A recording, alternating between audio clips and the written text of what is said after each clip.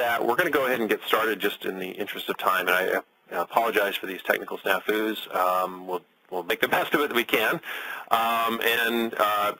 Eric Lanke is the CEO of the National Fluid Power Association, and he's going to introduce his background here shortly.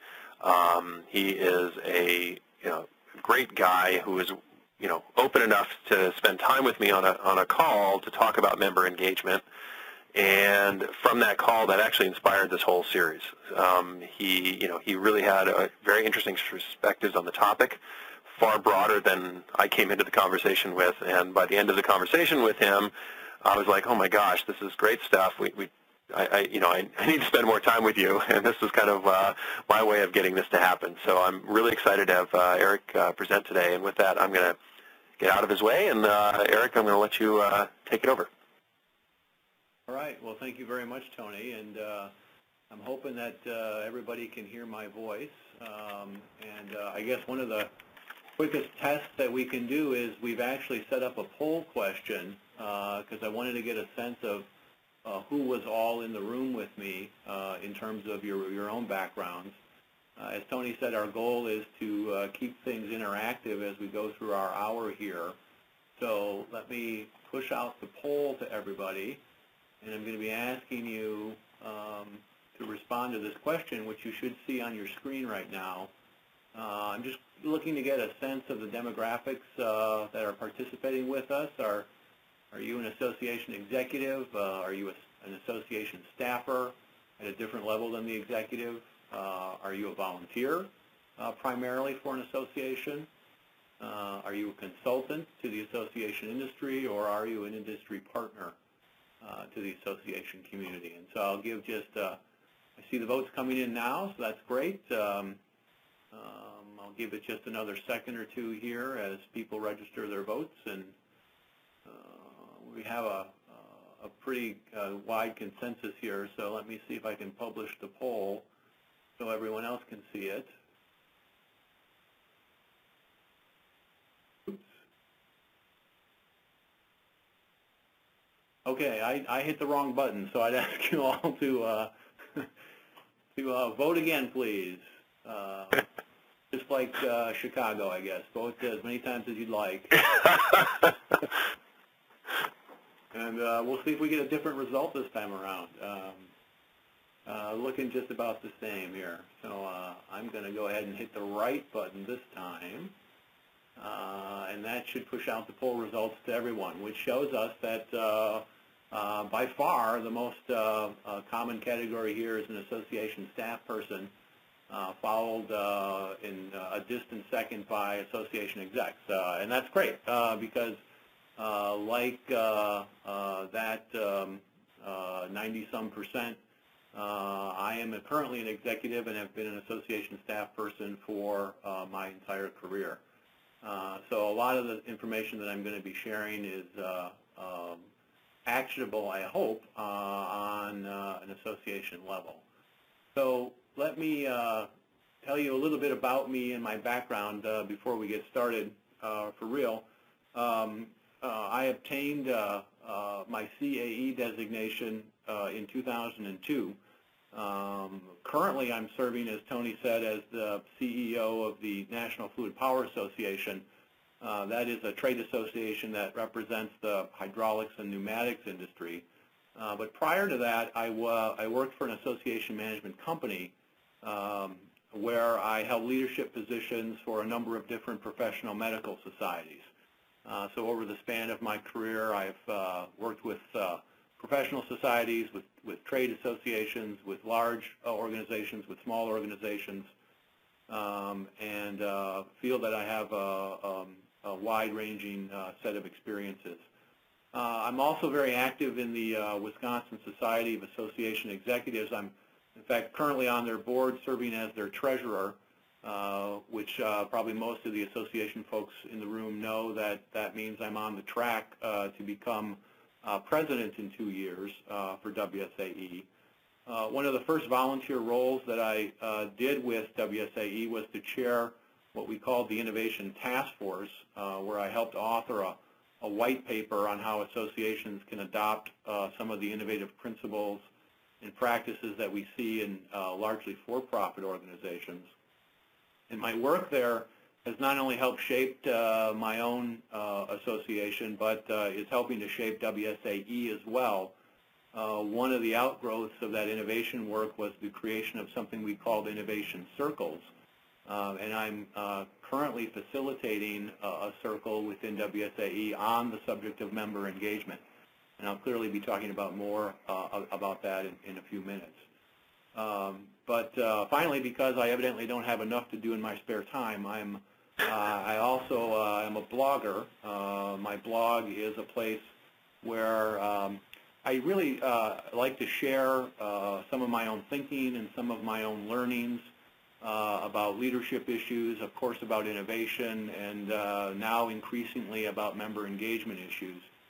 And I've discovered that posting there helps me think and contextualize some of the information that I'm exposed to.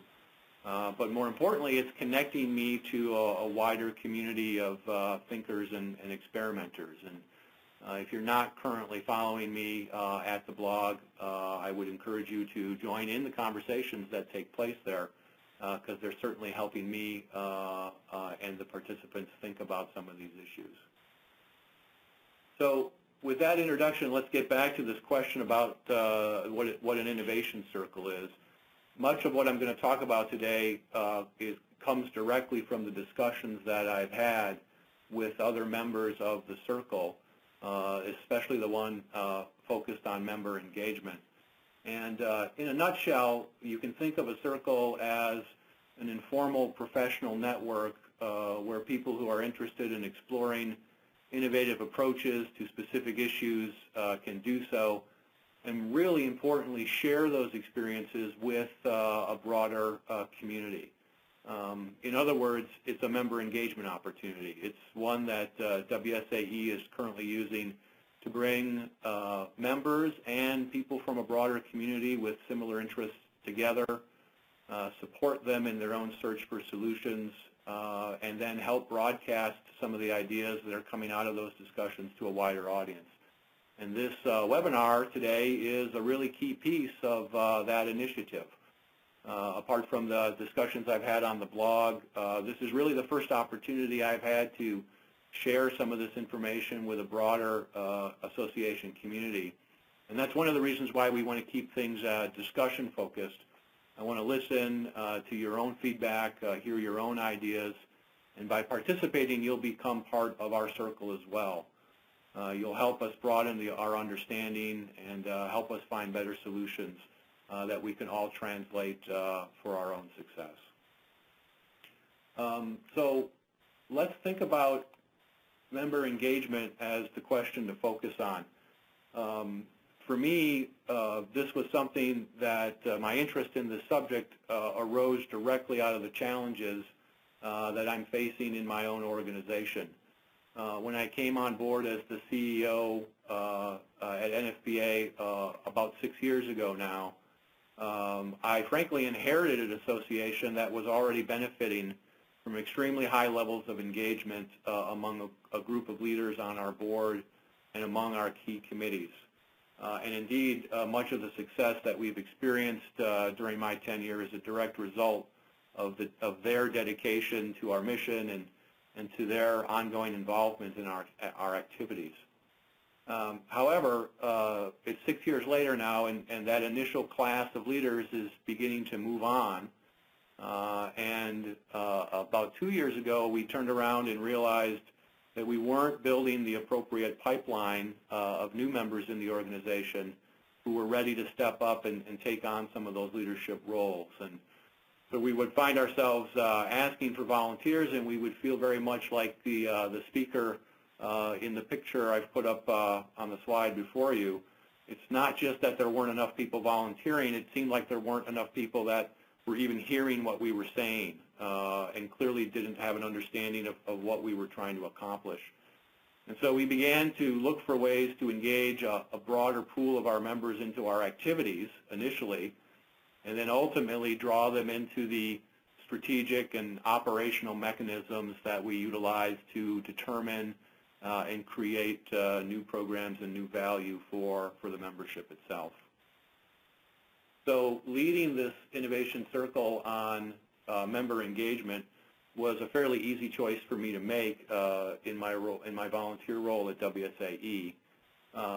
In talking with others, I knew that others were struggling with this same challenge, and I clearly wanted to learn from the experiments that they were running and see what I could leverage for my own organization. But as we began our discussions in the circle, which consisted primarily of conference calls over the last 8 or 9 months, I would say, something unusual happened right out of the gate. It became clear that although we had all been attracted by the idea of focusing on member engagement, not everyone was coming to the table with the same definition of member engagement in mind. Some folks were like me and motivated by the need to identify qualified members to take on senior leadership positions. But others were looking for something much more general than that. They were looking for greater levels of volunteerism across their organization, more members doing more things inside the organization on its various committees and task forces. And still others had a different need entirely. They were in a place where program participation was waning, and they didn't need volunteers to help manage or create them. They needed to find ways to better educate what they realized were increasingly time-limited members in what the association was doing on their behalf, and to increase the number that were taking advantages of the real values that the association was offering. As we talked through some of these definitional issues about member engagement, I would eventually come to see kind of these 3 different ideas as a continuum, one really kind of leading to the next. But at the time, these different perspectives were a little bit disorienting to our process, and it wasn't clear how we were going to be moving forward. And so what we decided to do right out of the gate was eventually something very simple. We would simply start sharing stories with one another. Whatever the definition of member engagement was, we clearly wanted to share ideas with one another, things that we had experimented with, things that we had seen other people experiment with that would help us address the problem at hand. And so over the next several calls, using other people's blog posts and magazine articles as inspiration or as source materials, we began to have those kinds of dialogues and began to identify and describe a series of strategies that had worked for us or for someone we were aware of in better engaging their members in the work of the association. I started to think of these ideas as member engagement solutions. And although any one of them is not a panacea for the problems that ail your association, I've come to believe that some combination of these ideas will help you address the member engagement challenges that you're facing in your organization. Given the time that we have together today, I'm going to talk about 5 of these issues or of these solutions. Because as we said, we want to make sure that we have time to engage the group in a discussion around each of them. The way we'd like to handle this is I'm going to introduce each of the 5 items, talk a little bit about what how the circle defined what it was, if appropriate, tell you a short anecdote about my own organization and how they've handled it. And while I'm doing that, I would ask everyone in the room to think about what it might mean for their own organization, or perhaps for other organizations that they're aware of, and if they also can share any solutions in these areas that have had real positive effects. I would ask you to put something in the chat box if you have something to contribute, maybe a 1-sentence summary of kind of what your idea is. Tony is going to be keeping an eye on the chat as I go through the presentation, and when I'm done with my comments, I'll ask him to call on individuals so that we can hear from the group in terms of some of the experiments that they've seen work as well. I believe that when we call on you, you'll need to unmute your line, and that requires you to hit *1 on your phone in order to join the conversation. But please wait for Tony to call on you before doing that. I think you'll discover, as we discovered within the circle, that hearing how other associations have successfully employed these tactics will put some of these concepts in much closer reach than just talking in the abstract about them. And so I'm hoping that we can get some good dialogue going. So with that as the introduction, let me launch into the first of our member engagement solutions, which we've called Don't Forget the Fun. Hey, Eric, if I can just chime in for 1 second here. So, Patrick, if you can make sure that everybody has ability to chat to all right now. So you may need to take control back away from Eric for a second. And then, everyone, if it wasn't clear, feel free to just chat in about what you're doing relative to fun activities. And if you have something to contribute, let me know through the chat. And that way we can get you so everybody can hear you at the end of his. So he's looking for people to chime in at the end of this on what they're doing to, not forget the fun. So with that, Eric, I'll let you keep going. Thanks, Tony. And Eric, I'll give you back control 1 second. I can start talking about yep. this as I wait for control to come back. To be truly engaging, we believe that association activities and more importantly volunteer tasks really must include an element of fun. Believe it or not, volunteers and members are people, and by making the tasks that you need them to perform for your organization fun, you have a chance to engage not just their interest, but more importantly their innovation and their creativity.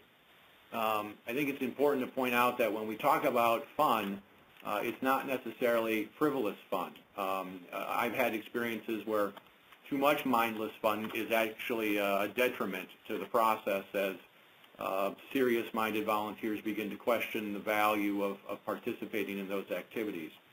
So keeping things light, keeping things fun, but keeping them clearly tied to the organizational objectives of your association, and allowing people to kind of openly explore and experiment within that space, I think is a great way to create that balance between having fun and fulfilling a serious purpose. In my own association, one of the best lessons I've learned on this front comes from the need to couple exciting and engaging extracurricular activities with any of the association business functions that we do, especially for our board, but for the broader membership as well. We probably have all seen gimmicks like putting Rubik's Cubes on breakout tables or providing scented markers for flip charts. But let's face it, people can only have so much fun during a committee meeting or a strategic planning exercise. I think you need to get them outside of the four walls of the meeting room, and you need to kind of help them experience something unique. Most of the time we're taking people to destinations that they're not familiar with, away from their home, and to really leverage the opportunities that are available in those locations is extremely important. I think you'll find that as you get people to engage with one another in a fun and interesting way that's connected to but outside the boundaries, if you will, of the tasks at hand, that they'll become a more cohesive team, and they'll certainly be better positioned to help the association fulfill its organizational objectives. So that's kind of my take on it, but as we warned, hopefully there's some other ideas in the group for ways to breed fun into some of the association activities. Well, it's strange. I'm not sure if we've got a very serious crowd here that doesn't have fun at their events, or if they're afraid that they're going to get called on and have to share. So far, I'm the only one who's contributed relative to what Young Association Professionals does. Although what I wonder about is when you talk about it not being frivolous or tying it to the organization. So Young Association Professionals has a tendency to do a lot of social activities, especially parties that go along with like the ASAE National Conference. And I think it's great from a social standpoint, but I'm not sure I'd agree that it aligns. So, well, I guess just to interrupt you quickly, Tony, yep. Isn't being social one of your organizational objectives? Absolutely. Well, that's one way. Isn't that cheating? Well, but like I've been to several of the YAP events, and you know, it is it's a lot of fun, but and there's a lot of if you will, personal interaction and dialogue that takes place. But it does create a community that's pretty powerful, and I know that's one of the objectives of that organization. So people really connect as individuals inside of that community, and I think that's a strategic way of focusing on that. And it's interesting. Liz just chatted in that she struggles with fun, and I'm not sure if that's why we're not getting as much chat on this one. Yeah, I do think actually it's interesting to hear your answer to the YAP. You know, and you're saying yes, that does align, but I'm guessing based on the lack of chatter here that it doesn't necessarily align with a lot of organizations' kind of perspective of themselves. And I do know that Shelley Alcorn, one of our sessions, is going to be about, you know, sort of beer and barbecue as a membership strategy. Right. So we will dive into this one in more detail. But and actually, Andrea's asking about an example. You meant actually maybe you could talk to a couple of examples. You mentioned sort of one, but do you want to spend a little bit more time, Eric, talking to like some other things that may be coming up through the innovation circle? Well, yeah, I mean, I can talk about an example in my own organization. Again, it's going to be specific to time and place, and those may be parameters that are not available to folks. But in one of the future solutions, I'll talk a little bit more about our own YAP, if you will, our own future, what we call our Future Leaders Network. This is a group of young professionals in our organization that we are trying to better engage in the leadership decision process for our association. And in every conference that we hold, we not only provide educational opportunities for that group, we make sure that we provide social opportunities for them to interact with one another, come to know each other, and hopefully create better connections amongst themselves. Our group individually really enjoys physical activities, so whether it's horseback riding or whether it's surf lessons, depending on where our venue is, those are the kind of experiences that we like to bring to them. Okay, I think that makes sense. I think this actually sets up Shelley's conversation pretty well with the challenge that people are expressing here via the chat. So there's a lot of, sort of these social activities, but at the same time, it sounds like there's a kind of a constant struggle with that. So maybe we'll just leave it for Shelley's session. I'm just thinking in the interest of time, maybe we'll go ahead and move on. Well, let's take Tony's advice and move on to another idea, which we call recruit with a one-to-one philosophy. I think that a personal approach is best when it comes to connecting interested volunteers with the tasks that the association needs them to perform. Blanket calls for volunteers may play a role in helping to identify interest, but connections should be personal and tailored to the motivations, expertise, and time availability of each person. This is one of the strategies that I myself have really focused on in my own association over the past year. I alluded to this in some of my opening comments. We realized a few years ago that we weren't doing an effective job grooming younger and newer members for involvement and for service in leadership positions. And so we decided to take a very personal approach to that and begin to reach out individually to people within the membership. I'll just quickly review kind of the stepwise approach that we took. After reviewing, again, the strategic priorities of our association and linking them to a body of programming that we wanted to help develop, we drafted a set of volunteer roles that we felt were necessary to support and execute that plan. And then after, of course, widely disseminating it to our membership, my board chair and I, one by one, identified a short list of members and began to reach out to them individually as people who we felt had the skill sets, the backgrounds, and hopefully the time and the interest to start getting more engaged in these. Anyone that was interested, we invited to what we call the strategy briefing at our next upcoming conference. For those who were interested but weren't able to come to that meeting, we also did one via conference call. And this was an opportunity to really kind of not just talk about the task at hand, but talk about the association's broader strategy and how those tasks really fit into the puzzle. We didn't ask anybody to accept any roles at that briefing itself, but we then did follow up with people afterwards to discuss where they saw themselves fitting in the overall plan that we had laid out, based again on their own areas of interest, their own areas of expertise, and the amount of time that they might have available. To just give you a sense of the numbers and the success rate, that short list that we initially reached out to was 33 individuals. And of the 33 that we called, 12 of them participated in one of the two strategy briefings that we had put together. And of the 12, 7 have now assumed some formalized volunteer role within the organization.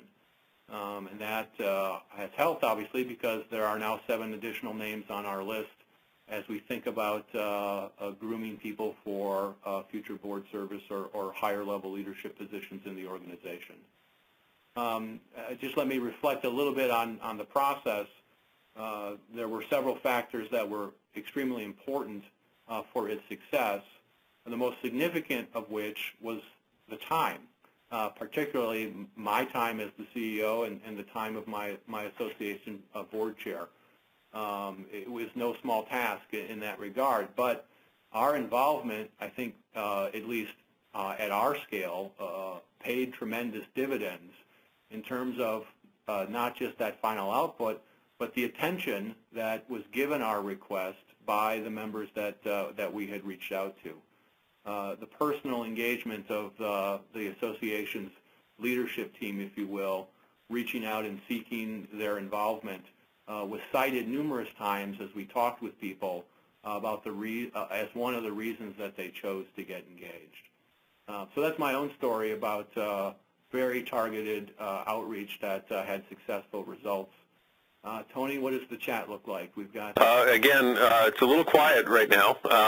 Actually, very quiet. And I guess one of the things I'm struggling with here a little bit is it seems sort of natural to do that kind of one-to-one outreach, right? You're going to naturally do that as part of trying to recruit people into leadership positions, board positions, et cetera. That's how it always basically happens. But when you're describing it, it doesn't seem very scalable. So I guess what I'm trying to understand is, what is this? It just seems like it's, you're talking about your time involved. You can only do it on a very limited set, it would seem like. I don't know that I would agree entirely with that statement. I mean, I think there is a limit. The larger and the more resources that an association has, the more time that they I guess it doesn't have to be the CEO or the board chair per se, depending on the structure of the organization. There might be other staff resources or volunteer resources that could be brought to that charge. But I guess my main reaction to that comment is, in our own environment, it wasn't a natural idea, and I don't know if it is for a lot of associations. There is, in my experience, there's a lot of build it and they will come mentality within an association staff structure, where if we simply tell people what we're doing, they'll flock to us and find ways to get engaged. And to a certain extent, we had that philosophy in terms of how we were communicating what the association was doing. And this was a much of a change for us in terms of not talking to them as a group, but talking to a series of individuals about what it was we were trying to achieve. And I think we had better success with it than the other route. Okay. And actually, Tracy just mentioned something, and Tracy, hopefully you're hitting *1 on your phone, and Patrick, can you get Tracy online? Yes, Tracy, your line is now open. Okay. Hi. We instituted a Leadership Institute a couple of years ago looking at an aging of our leaders as they were. We saw that our leadership had been in place for a long time, and there was a time for them to start mentoring, but it was very hard to get our well-established leaders to want to mentor someone to take their place. So we instituted a Leadership Institute where we recruited young, early career, middle career, and some on the student level, no more than 10 into the class. We put them through a year of leadership, modeled similarly to some of the chamber leadership programs, but not quite as extensive. It was strictly for within our profession. At the end of that year, they're expected to look for leadership positions within committees or special interest areas or governance that they would then take on. It was, the first year was a struggle trying to make sure that we had the right people. The next year we had an application process. We just graduated our second class and instituted our third class, and we have got our governance leaders, we've got division leaders, regional leaders, so we are being successful. About 80% of each class has turned over into leadership, but we're talking about small numbers. We may start with 8 and end with 6, and 4 of those take on a leadership position, but that's 4 new leaders a year, which has been noticeable. And it seems easier for the mature leader to allow someone who has come up through the ranks for a year and been accepted to bring them under their wing, as opposed to, they didn't feel like they were being pushed out. They really felt like they were mentoring. That's great. And Tracy, there's a couple of questions that came up in the chat there. I think that's a great example. There's a couple of questions. If you can answer those via the chat, okay, so that Eric can continue to move on. Sure. Identifying the candidates, we had our initial group, which was a small group that put the program together, each go out and identify one person. That was the first class, and they were invited in. So individuals identified someone they thought would be a good leader. The classes after that, they've had to fill an application, and they've gone through an interview and application process. And yes, our association is paying for the training, which we allow them to come to any governance meeting, any committee meeting. We entrench them in all the leadership activities, and then we pay for some of their transportation. Great. Well, thanks so much, Tracy. Okay. Mm-hmm. Right. Go ahead, Eric. Yeah, let's move on to the next one, just to keep things flowing here. The third engagement solution I wanted to propose is don't waste a volunteer's time. I'm sure I don't have to tell anyone on the call that association members, like everyone else, are under increasing time crunches. And since less time is available for them to do association work, I think it's essential and incumbent upon the association infrastructure to make sure that the volunteer interactions that they're providing are as productive and as valuable as possible. This is one of those things where I wear both hats, and so I can certainly speak as a volunteer myself for a number of different associations that I participate in. And I can say that there is little else that more quickly disengages me from an association when it becomes clear that the organization isn't organized enough or is taking my contributions for granted or is simply wasting my time because it's a subject area that there's not enough resources behind to actually move forward with. In my own experiences, most of the time, I don't think that's intentional. Association staffers are increasingly busy themselves. But despite the best of intentions on both sides of that equation, more frequently than I think we would like to admit, volunteers' engagement and effort goes to naught or is wasted on some bureaucratic piece of trivia that does injustice to both the volunteers' ambitions and the strategic aspirations of the organization. So as I said, I think it's incumbent upon the association in that formula to ensure that whatever volunteer efforts they're going to coordinate receive the direction and support that they need to be successful. And one of the ways that I'm trying to do that in my organization is to focus on three things and to talk very openly about them at the start of any volunteer commitment. And I've summarized them here as the goal, the roles, and the benefit. For the goal, I think you need to think carefully about the objective that you're seeking to achieve with the volunteer engagement. What scale is it at? Is it big picture strategy? Is it mid-range program development? Is it a short-term task?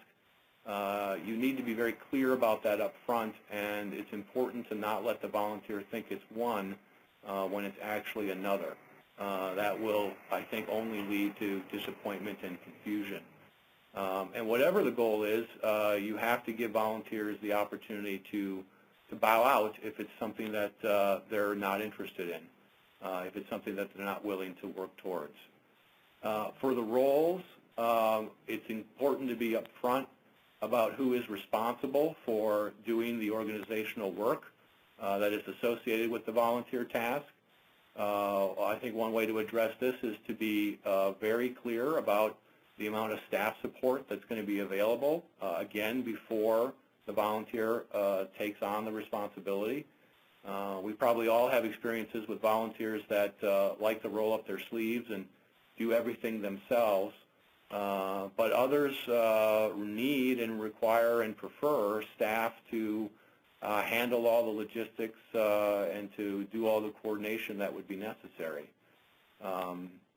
And both of those scenarios can work, but neither will work if there isn't a clear understanding between the volunteer and the staff person where those roles boundaries are going to be drawn. And then the third thing I think to focus on is the benefit, what I call the benefit. You need to have a conversation with the volunteer about why the task matters. Not to the association, that's what you talk about when you talk about the goal, but for the volunteer, him or herself. What is that person expecting to gain by participating in this assignment?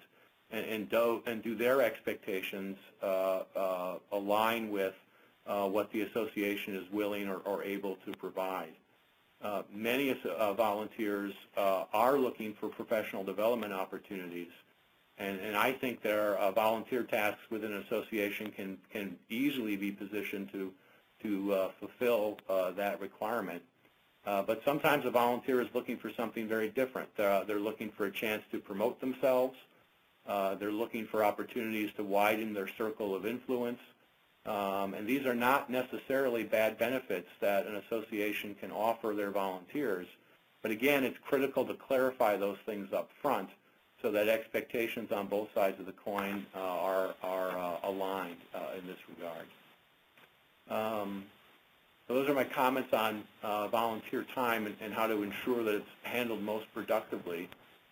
Yeah, there's one thing that Kim Smith brought up in the chat, which was about looking sort of tactically at how you can sort of maximize time with use of things like webinars and other kinds of tactics that that then reduce the time commitment as opposed to pulling people for meetings, etc. And I think it's important to look at all of the to take the mindset you're describing, Eric, and then look at all of the tactical level things you can do that will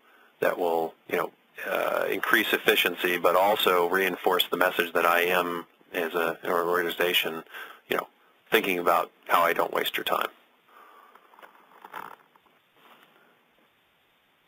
You want to add anything to that, or? Well, I think actually I apologize. We've got 6 minutes left, and so let's keep rolling through. Are we going to be hard against the one at the 2 o'clock time? Why don't we plan to run it? Maybe 5 minutes past, but I can't let it go much past that. So if we can. So I'm going to wind up cutting in some of it short then, but I will go through the final two, member engagement solutions.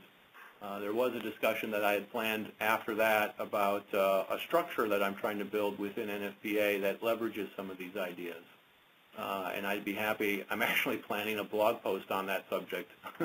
Because as I mentioned before, preparing for this webinar really helped me think through some of these issues. And so with permission, why don't we save that discussion for the blog. So let's just look at these last two engagement solution ideas. The fourth one is providing structure but not too much. Increasingly, I'm finding that members want to direct their own volunteer efforts. They do want to engage, and they do want to develop their own skills. And guess what? They do want to help the association advance. But what they don't want is to be micromanaged by a lot of association-specific rules and regulations. I think some structure is necessary to easily onboard interested members, as we've just discussed, defining what the job is going to be and what resources are available to them is a critical part of that task. But then I think we as association staff have to learn to step out of the way and let the volunteer leverage those resources and create their own pathway to success. I mentioned a little bit earlier the Future Leaders Network that we've launched within our own organization. And this is an example of how I've tried to bring this philosophy to action. As I said, we were looking, this is a community that I know ours is not the only association that is struggling with how to appeal to and how to engage that younger demographic. We started by asking our board members to identify young people within their own organizations that they felt had a future in their companies and hopefully within the association. And we started with that nucleus, if you will, but reaching out across the membership through other mechanisms. And what we did is we brought that group together. We told them that what we were trying to achieve in terms of their level of engagement in the organization, and we're clear about the support that they would get for their efforts at the staff level. But then we got out of the way. We didn't dictate to them at a project level what needed to be done. And initially, for the first several gatherings, it was a social group that got together and, again, as I talked about previously, began to learn who each other were and gel a little bit more effectively together. But then they began to ask things of us. They began to say, you know, it would be great if you, as we get together at these conferences, if you could send leaders of the industry to our events and have them talk to us about what leadership in our industry really means and what we should be thinking about if we're going to move in that direction. And we quickly complied, and we made sure that happened.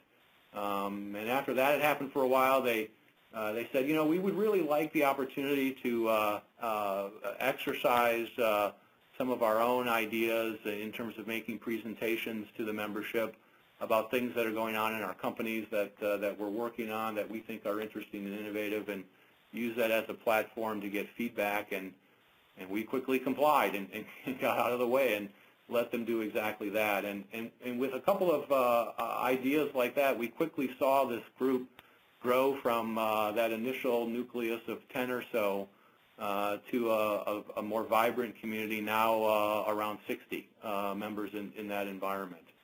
And guess what? Now they're starting to ask us, you know, we'd really like to get more engaged in leadership positions in this association. Can we have some of those opportunities as well? And guess what we did? We complied. So as I reflect back on that experience, you know, I really believe that part of that success came from the fact that we didn't put too much structure on what our expectations or what the rules of the road were going to be for how this group this very talented group of young people would decide to get involved and engaged. And what's interesting about that is that there were some early voices who thought we needed to do that, that we really needed to be clear about dictating to this group what we wanted them to do. And fortunately, we were able to turn those voices away and allow the community itself to decide what success was going to look like for it. So, how's the chat look, Tony? It's actually a pretty good chat going on. Bren is asking about sort of members, I think, versus volunteers. And I guess the way I'm interpreting it, when you talk about volunteer, a volunteer can be a member. It could be a non-member. But it isn't what you're saying apply equally to members as well as others? I think in almost every case. I mean, even the case that I'm describing, again, our goal was to get these folks in as volunteers, but the structure really facilitated their engagement at all of the different activities that we're doing. I mean, like I said, we saw conference attendance go up. We saw individuals in this group checking out resources on our website more frequently than they had before. So, I mean, they clearly got more engaged as members before the handful that got more engaged in the volunteer activities came to fruition. Okay. And Brent sent a clarification that, you know, he's talking, well, his definition of member engagement is getting things like members going to events, but I think what you're saying is if you give them opportunity to engage in a particular way or how they define how they want to engage, then that encourages them to engage in the way that maybe the association wants them to engage, like attending events. The other thing that came up in the chat is, and I guess this has been my own personal challenge, and I hate to be the generational bias guy, but it feels like there's these incumbent, entrenched, older leaders, and when somebody wants to volunteer and direct their own volunteer efforts, it comes headlong straight into the entrenched leaders. And so you said you were able to move them out of the way. I guess that's not my experience. So maybe can you talk to how organizations address that in 1 minute or less? Well, yeah, it's a thorny problem for a lot of folks, and there really is. I mean, when I am in a position to offer advice on subjects like this, if your leadership at a board level doesn't support these kinds of initiatives, then that's where you need to focus your attention as an association staff person. Then your problem is not member engagement. Your problem is culture change at the leadership level of the organization, which I won't even start talking about because I know that's an entirely different webinar. So that would be my 1 minute summary. Okay, no, that's fair enough. And so I think there's some really great questions getting set up here in terms of, and it's part of the reason that I wanted this to be a series. Is Eric, we're asking you to set this conversation up. I don't think there's a way in 50 minutes we can address all of these different topics, but and certainly we're going to be drilling down on them separately. So I actually Bren and Linda and Alicia just raised some really interesting questions in the chat. So I'm going to be using those as well for fodder for some from future sessions, and then as well possibly into your blog posts.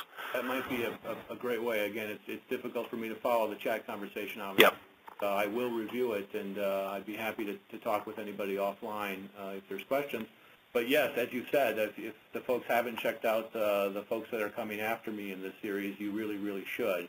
And if we can connect the questions with those future presentations, that might be a good way to handle it. Yep. Okay. And let's see, you've got one more solution, and then you had an experiment. In the interest of time, do you want to choose one of those two to go through as the last point? Yeah, I think in the interest of time, the best thing to do is to talk about the fifth solution area. Okay. Again, these are all, as I said at the top, these are all obviously keyed to my own experiences in my own association. Any one of them individually isn't necessarily the right answer for you. The fifth one is this idea about advisory groups. And I guess if I maybe can back this one out a little bit in terms of the specificity of it, it is essentially the idea that there are lots of different ways to get members engaged, and only a handful of them are some of the more traditional ways that we've defined that from a volunteer perspective with regard to committee assignments or board service and things like that. This is an idea that I'm beginning to experiment more and more within my own organization, and that is asking members to serve in an advisory capacity for a particular either association program or sometimes a strategy area that is something that we know that the organization needs to wrestle with. I think the association benefits directly from the wisdom that's available among its membership, and the members themselves benefit by having a community of interaction that may not otherwise be available to them on an issue or related to a program that they have a particular passion or interest around. I think, I guess one of the really main points that I want to hit here in the interest of time is the idea that one of the areas where this breeds a lot of success is on the level of staff understanding of the marketplace that the association is serving. In my experience, most of the association staff people that I've worked with over the years have been association people, and they haven't been folks from the industries or from the professions that the associations represent, although I know those case studies exist in our community. And by having advisory groups like this where there's really there's no formal decision-making power at the volunteer level, there's really a very low threshold of time commitment involved. It's responding to an email from time to time, or perhaps having an asynchronous online conversation about a particular issue. Staff can really utilize these as communities of practice, for lack of a better word, to develop a better understanding about how their ideas interact and impact the actual day-to-day, work-a-day world of the members in the industry that they live in. And again, in my experience, this is an education that you can't go to school for. You can only get it from those kind of direct interactions with members, and this concept gives you a nice way to structure the ongoing discussion that's necessary for that to come into play. That's great, and I think that pointing that out. So Kim was pointing out that they've got existing structures in place to support this. I think that providing this sort of outlet or set up structure to allow you to get at this is really interesting and important. So Eric, I gotta say thank you so much for dealing with all of the technical difficulties and the fact that, with Sandy, we moved it from, actually, we can back it up one slide from there. So very much appreciate, and actually, if everybody can give Eric a clap in the chat, as I really do appreciate you spending the time today. A couple words here. So there's going to be follow-on sessions dealing with a lot of these issues. Certainly pay attention to Eric's blog as well. I put the link in the chat there. But if you want to go and sign up for some of the other sessions, certainly they'll be about fun, about some of the issues of additional levels of engagement. I want to thank the people who have helped make this happen, Young Association Professionals, which young is euphemism for innovative. The people who run it are actually not what young people would consider young, but they're young at heart. If you haven't engaged with that community, I highly recommend it. Just the fact that you're on this session would suggest to me that it's a group that you should go check out. Association Universe, if you're not familiar with it, it certainly pulls together great content from people like Eric and others. So rather than going and following just Eric's blog, you can follow Association Universe and get great content. AgriGauge is my company. It creates sites like Association Universe for particular verticals. We've got about 15 sites up. We work closely with associations to create a community for the bloggers and other content in the space. Certainly encourage you to check that out if you're not familiar with it. And finally, Infinite Conferencing, if you can go to the next slide, Eric. They've been great to work with on this. Despite the technical difficulties today, they actually got hit really bad by Sandy. And truly, they're an organization. So I'm used to working with these tools. I've been doing sessions since the first public session for Placeware, which eventually became Microsoft's Live Meeting. And normally when a tool has issues, there's nobody there to help you with it. And Infinite Conferencing has, held our hands, so to speak, through all of these sessions and through the fact that, phone banks were completely out this week due to Sandy, and so they scrambled to get things to happen. So they've been great to work with, a great group of people there. So I highly recommend them for any time you're doing virtual meetings. And that's it. I apologize for the sort of poor, time issues here. Certainly, if you've got questions, actually, if you can go to the next slide, Eric. I think you've got contact information on that. Yeah, there you go. So certainly, Eric will be posting some follow-up on his blog. Eric and I think, are both very open to getting email with thoughts or comments, so certainly we would welcome it. And we're going to be saving the chat out and making sure that that we try to respond either in additional webinars or through Eric's blog with additional thoughts. And so thanks everyone, and I know it's 10 minutes late, so for those of you who made it all the way through, thanks for hanging with us. And there was a question. Yes, recordings are going to be made available. They'll be available from the New World of Member Engagement website. It was listed back a couple slides, but if you go to infiniteconferencing/AgriGauge, you can get that. We'll be posting it as well off the AgriGauge site and off of and probably you can get it off of Eric's blog as well right now. And that's it. Thanks everyone for participating today. Thank you. This concludes today's webinar. We thank you for your participation. You may now disconnect your line and have a great day.